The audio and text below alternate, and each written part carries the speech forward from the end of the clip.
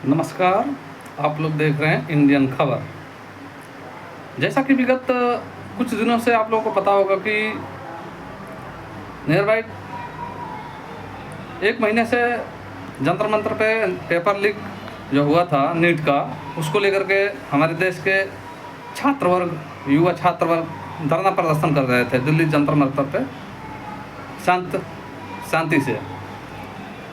और वहाँ पे जो सोनम वांगचुक जी हैं, जो बहुत बड़े साइंटिस्ट हैं हमारे देश के, और लद्दाख में उन्होंने बहुत बड़े-बड़े आविष्कार किए वहाँ के पब्लिक के लिए, हमारे सेना के जवानों के लिए, पानी पीने से लेकर के रहने तक। लद्दाख में टेम्परेचर -32 से 40 60 तक हो जाता है, 70 तक पहुँच जाता है माइनस। वहाँ पे कैसे रहा जाए, कैसे सर्वाइव किया जाए, इसके लिए उन्होंने बढ़िया से बढ़िया आविष्कार किए।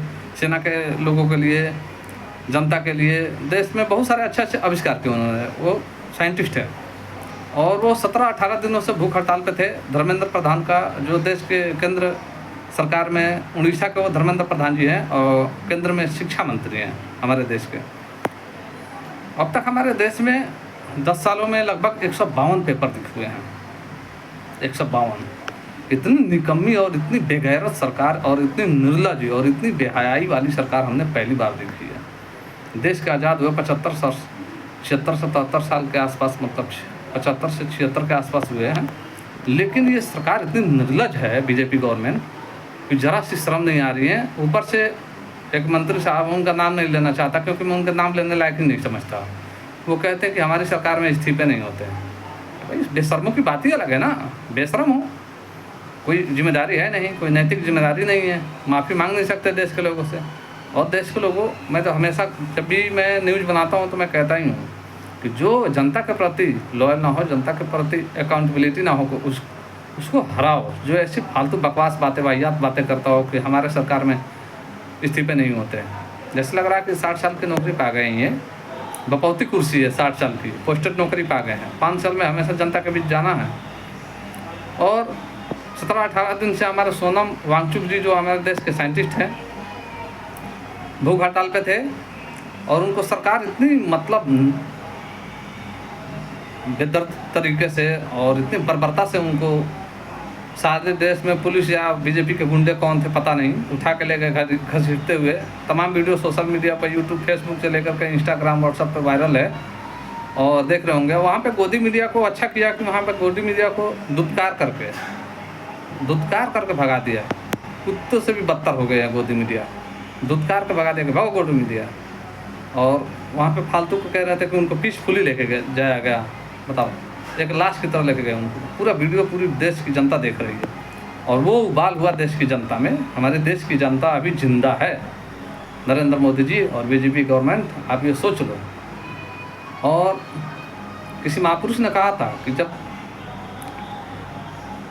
सड़कें सूनी हो जाती है ना, तो संसद आवारा हो जाता है।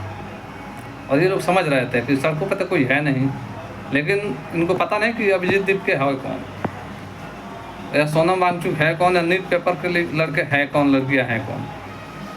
सॉरी, उन लोगों को सोचना चाहिए, ठीक है।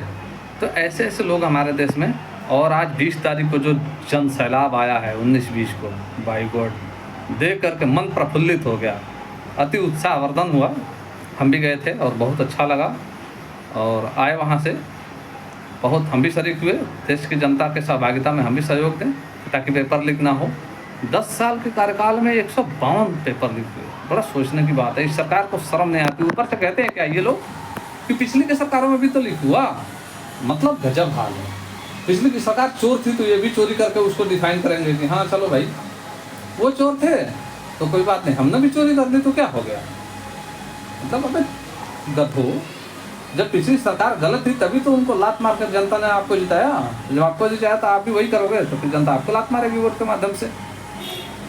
और ऐसे लोगों को हराओ जो ऐसे वक्तव्य देते हैं कि फलाने सरकार में रेप हुआ तब तो नहीं बोल रहे थे। अरे वो तब भी बोल रहे थे, वो भी गलत था और ये भी गलत है। इसको डिफाइन कैसे कर सकते हो। ऐसे ऐसे बेशर्म लोग हैं।